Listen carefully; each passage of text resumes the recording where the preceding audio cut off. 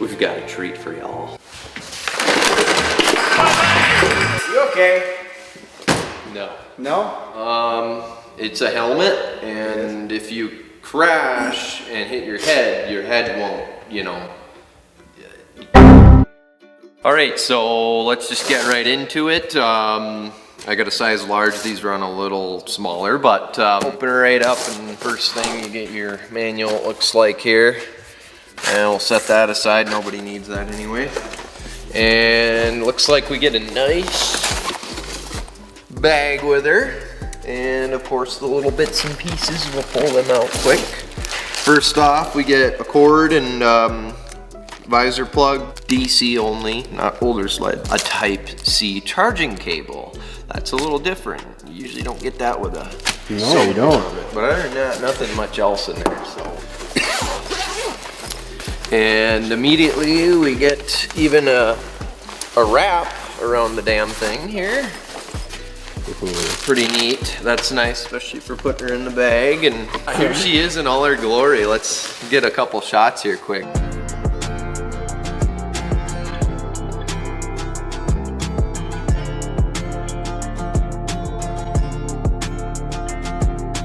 So for starters, obviously it's got a heated visor. This is powered off of the battery, which is located at the back of the helmet. Pretty basic, and you can see it's detaches, you know, with the cable on it. And one thing that was neat, I didn't know if I agreed with right away, but it kind of makes sense, is the fact that the visor goes all the way down to here.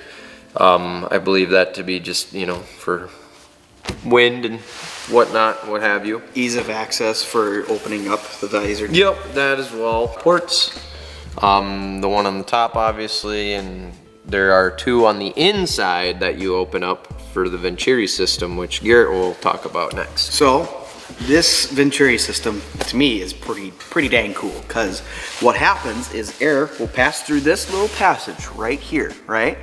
And what happens, it doesn't shove air inside of the helmet. That makes you cold really quick. From experience wearing moto helmets, it'll pass through the backside right about here. How they explained it is it's to help pull moisture out of the helmet from your breath and all that other fun stuff. And it's supposed to pull moisture out and keep you dry and keep the visor still, you know, clean and visible. Go over the sound system inside a helmet. Getting to that. We're getting to that. We're getting to that? Gotta get to the boring stuff. When you power on this helmet, right, this little brake light right here, or tail light, will come on. When you turn it on, you gotta press and hold both buttons. Yep, and then you can turn it off if you don't want it. Honestly, I might not have it on just to save the battery. So there it is, you got the tail light. This is also where all your circuitry is and your motherboard is for your Cardo system as well. Yep. It's back here. Now the Cardo system to work, you have to have an antenna, right? For that antenna, it can stretch up to 1 mile to reach the next helmet. They can daisy chain it all the way up to the front. Very neat which is feature. awesome. Getting inside of the helmet now, we have, you can see the two speakers. I believe these are JBL speakers. Yes, they are. Yep. And so nice big, and got some noise canceling foam in there, stuff like that. And the cool part about these is you have these two buttons here. When you put the helmet on, you can pump them up so they close in towards your ears, and you get good quality sound. I'm sure that's a big part of it, and just, you know, the helmet will fit nicer. And then the speaker, or I'm sorry, not speaker, microphone is up front here.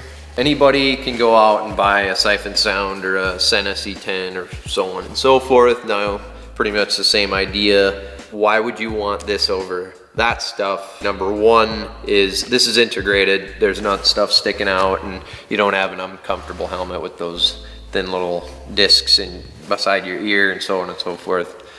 Next reason I would say is a nice one is a lot of the systems, especially in the wintertime, lithium batteries don't like the cold. So the battery is located at the back of your head under here, as we mentioned before. And you know, it's within the helmet, I believe, and you know, body heat should keep you warm. And You and I are going to stay here while he goes to the other side of that visibility. Oh, look at that. Wonder who this is. What's up, Dylan? How's it going? How do I sound? You do sound pretty good. Pretty decent, like a regular phone would normally sound, I but would say the sound is pretty clear. Obviously, we got to try it out while we're on a snowmobile that's noisier and stuff, but Yep. I can hear you clear, loud and clear. And you got the FidLock system. Very nice. If I can figure out where the magnet is, which I believe that's it. Obviously, I don't have it adjusted yet, but this is super nice, super easy to put on and off. Don't have to mess around with your strap. Let's not forget one of the most annoying things ever as a snowmobiler that is very hard. So you have regular moto style goggles that go inside a motocross helmet. A lot of times these will fog up. There is alternatives like Garrett and I have, which are heated goggles like so. These last, fairly long time. However, you do sacrifice some visibility, a little bit more bulky than a regular moto style goggle like this one. This thing has everything built right into it, along with, you can completely eliminate a face mask or anything like that because it's just a full enclosed system, Only thing left is to let that snow fly a little bit longer and go rip. Accumulate a little bit more of it. Yes, All right. sir. Sounds good. All right, we'll talk to you guys in the next one. First off, it's mine. Damn, okay. I'm getting it. Just get out of here.